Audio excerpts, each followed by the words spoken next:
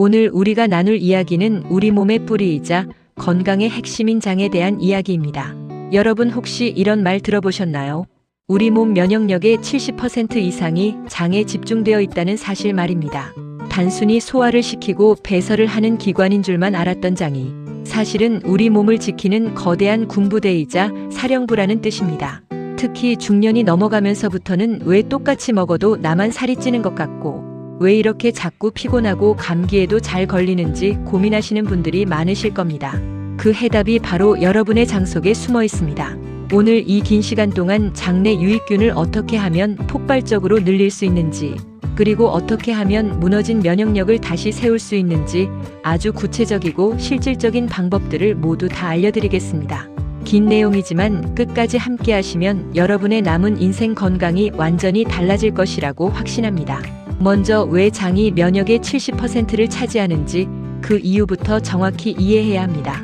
우리 몸의 장은 입에서부터 항문까지 이어지는 긴 관의 일부입니다.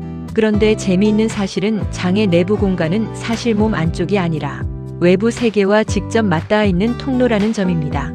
우리가 음식을 먹으면 그 음식과 함께 수많은 세균과 바이러스 그리고 독소들이 장으로 들어옵니다. 그래서 우리 몸은 장벽에 엄청난 수의 면역 세포들을 배치해 두었습니다. 외부에서 들어오는 해로운 것들을 입구에서부터 차단하기 위해서죠. 장벽에는 전체 면역 세포의 70%에서 80%가 밀집되어 있습니다. 여기서 면역 세포들이 외부 적군을 식별하고 훈련하며 우리 몸을 지킵니다. 그런데 이 면역 세포들이 제대로 일하게 만드는 조력자가 바로 장내 유익균입니다. 장내 미생물 생태계가 건강하면 면역 세포들이 영리해지고, 생태계가 무너지면 면역 세포들이 아군과 적군을 구별하지 못해 염증을 일으키거나 제 역할을 못하게 됩니다. 그렇다면 우리 장 속에는 어떤 일들이 벌어지고 있을까요? 우리 장 안에는 100조 개가 넘는 미생물들이 살고 있습니다. 무게로 치면 약 1.5kg에서 2kg이나 됩니다. 이 미생물 생태계를 마이크로바이옴이라고 부르는데, 여기에는 유익균과 유해균 그리고 상황에 따라 박쥐처럼 변하는 중간균이 살고 있습니다. 가장 이상적인 비율은 유익균 20%, 유해균 15% 그리고 중간균 65%입니다. 여기서 중요한 건 중간균의 역할입니다. 이 중간균들은 장내 환경이 좋으면 유익균 편에 서고, 환경이 나빠지면 바로 유해균 편으로 돌아서서 우리 몸을 공격합니다. 그래서 우리가 해야 할 일은 유익균의 힘을 키워서 이 중간균들을 우리 편으로 만드는 것입니다. 중년이 되면 노화로 인해 자연스럽게 유익균의 수는 줄어들고 유해균의 세력은 강해집니다. 이것이 우리가 젊었을 때보다 더 열심히 장 건강을 챙겨야 하는 이유입니다. 이제 본격적으로 장내 유익균을 키우는 구체적인 방법들을 알아보겠습니다. 첫 번째는 유익균에 먹이를 넣어주는 것입니다.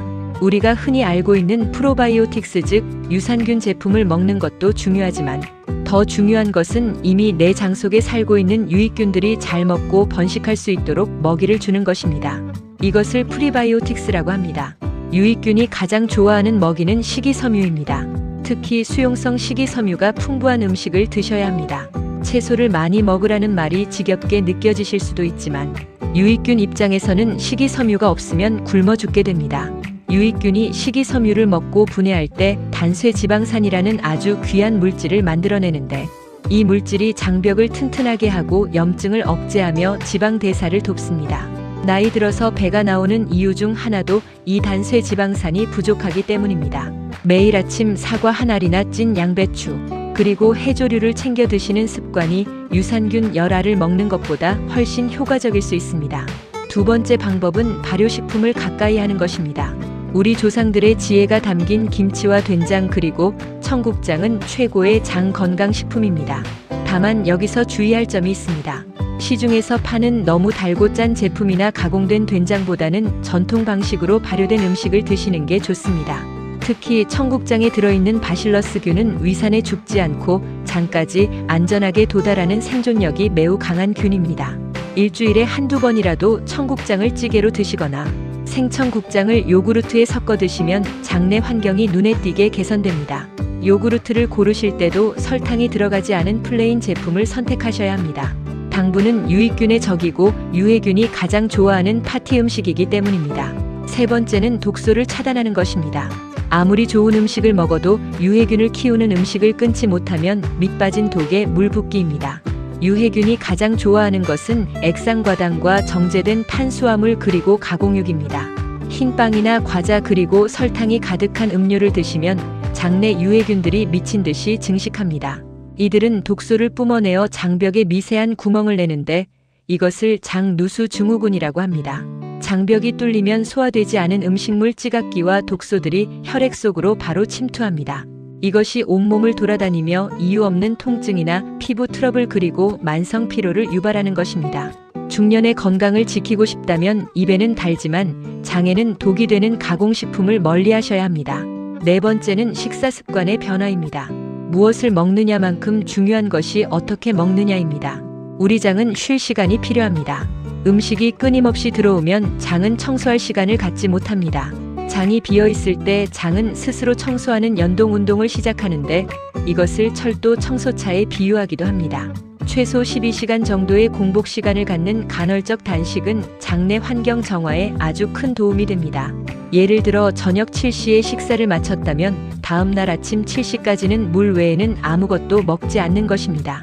이렇게 공복 시간을 확보해주면 장내 유해균들이 줄어들고 장벽이 재생될 시간을 벌 수 있습니다. 또한 음식을 천천히 씹어 드시는 것도 필수입니다. 입에서 침과 충분히 섞이지 않은 채 장으로 내려온 덩어리진 음식물은 장에서 부패하기 쉽고 유해균의 먹이가 됩니다. 한 입에 30번 이상 씹는 습관은 그 어떤 보약보다 장에 좋습니다. 다섯 번째는 스트레스 관리와 수면입니다. 뇌와 장은 미주신경으로 연결되어 있습니다. 이것을 뇌장축이라고 부릅니다. 여러분이 스트레스를 받으면 뇌에서 신호를 보내고 장은 즉각적으로 반응합니다. 긴장하면 배가 아프거나 화장실에 가고 싶은 이유가 바로 이 때문입니다. 만성적인 스트레스는 장내 유익균을 죽이고 장벽의 투과성을 높입니다. 즉 스트레스를 받으면 장이 물리적으로 무너진다는 뜻입니다. 또한 밤에 충분히 잠을 자지 못하면 장내 미생물의 생태계 균형이 깨집니다. 우리 몸의 생체 리듬과 장내 미생물의 리듬은 연결되어 있기 때문입니다. 하루 7시간 이상의 질 좋은 수면은 유익균이 번식하고 장이 회복되는 가장 소중한 시간입니다. 여섯 번째로 추천드리는 습관은 가벼운 운동입니다. 거창한 운동이 아니어도 좋습니다. 하루 30분 정도의 걷기는 장의 연동 운동을 도와 변비를 예방하고 장내 미생물의 다양성을 높여준다는 연구 결과가 많습니다. 특히 중년의 경우에는 근력이 떨어지면 장 운동도 함께 둔해집니다. 배를 따뜻하게 하고 가벼운 복근 운동이나 산책을 꾸준히 하시면 장 속의 공기가 잘 빠져나가고 혈액순환이 원활해지면서 유익균들이 활발하게 활동할 수 있는 온도가 유지됩니다. 장은 따뜻한 환경을 좋아합니다. 찬물을 벌컥벌컥 마시는 습관보다는 따뜻한 물을 수시로 마셔주는 것이 장 건강에 훨씬 유리합니다. 마지막으로 항생제 남용을 경계해야 합니다. 물론 질병 치료를 위해 필요한 경우에는 반드시 드셔야 하지만 가벼운 감기나 증상에 습관적으로 항생제를 드시는 것은 장내 생태계에 핵폭탄을 투하하는 것과 같습니다. 항생제는 나쁜 균뿐만 아니라 우리 몸을 지키는 유익균까지 무차별적으로 살상합니다. 한번 파괴된 장내 미생물 생태계가 원래대로 회복되는 데는 수개월에서 길게는 1년이 넘게 걸리기도 합니다. 만약 어쩔 수 없이 항생제를 드셨다면 그 이후에는 평소보다 훨씬 더 정성을 들여 발효식품과 식이섬유를 챙겨 드셔야 합니다. 여러분 장 건강은 하루아침에 이루어지지 않습니다. 하지만 우리가 매일 먹는 한 끼 식사와 소소한 습관들이 쌓이면 장은 반드시 정직하게 답을 해줍니다. 장이 깨끗해지면 피부가 맑아지고 아침에 일어날 때 몸이 가벼워집니다. 무엇보다 마음이 평온해지고 면역력이 단단해지는 것을 스스로 느끼실 수 있을 겁니다. 나이가 들어서 여기저기 아픈 것이 당연하다고 생각하지 마세요. 우리 몸의 뿌리인 장을 잘 가꾸면 우리는 훨씬 더 활력있고 건강한 중년을 보낼 수 있습니다. 오늘 말씀드린 내용을 정리해 보겠습니다. 첫째, 유익균의 먹이인 식이섬유를 충분히 드세요. 둘째, 전통 발효식품을 즐겨 드세요. 셋째, 설탕과 가공식품이라는 독소를 끊으세요. 넷째, 충분한 공복 시간과 꼭꼭 씹어 먹는 습관을 만드세요. 다섯째, 스트레스를 조절하고 푹 자는 것입니다. 이 5가지만 기억하고 실천하셔도 여러분의 면역력 70%는 확실하게 지킬 수 있습니다. 긴 시간 동안 제 이야기를 경청해 주셔서 감사합니다. 여러분의 건강한 장을 위해 저도 계속해서 좋은 정보를 공부하고 나누겠습니다. 오늘 내용이 도움이 되셨다면 주변의 건강을 걱정하는 친구분들이나 가족분들에게도 공유해 주시면 좋겠습니다.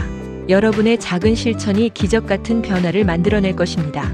다음 영상에서는 더 구체적인 식단법이나 장에 좋은 차에 대해서도 다뤄보도록 하겠습니다. 여러분의 건강한 오늘과 더 빛나는 내일을 응원합니다. 감사합니다. 지금까지 장 건강과 면역력에 대해 아주 자세히 알아보았는데요. 사실 이론은 간단하지만 실천이 어려운 법이죠. 그래서 제가 제안하는 작은 챌린지가 있습니다. 내일부터 딱 일주일 동안만이라도 아침에 일어나자마자 미지근한 물 한 잔을 마시고 아침 식사로 사과와 채소 한 접시를 꼭 드셔보시는 겁니다. 그리고 일주일 뒤에 여러분의 몸에 어떤 변화가 생겼는지 댓글로 남겨주세요. 서로의 변화를 공유하다 보면 혼자 하는 것보다 훨씬 더 즐겁게 건강을 관리하실 수 있을 겁니다. 우리의 몸은 정직합니다. 우리가 관심을 주고 정성을 들인 만큼 건강이라는 선물을 가져다 줍니다. 특히 중년의 시기는 그동안 고생한 내 몸을 돌보고 다독여줘야 하는 시기입니다. 그 시작을 장 건강으로 정하신 여러분은 이미 아주 현명한 선택을 하신 겁니다. 장내 유익균이라는 든든한 아군들을 많이 키우셔서 어떤 바이러스나 질병도 침투하지 못하는 무적의 면역력을 가지시길 진심으로 바랍니다. 오늘 영상이 여러분의 삶에 작은 등불이 되었기를 바랍니다.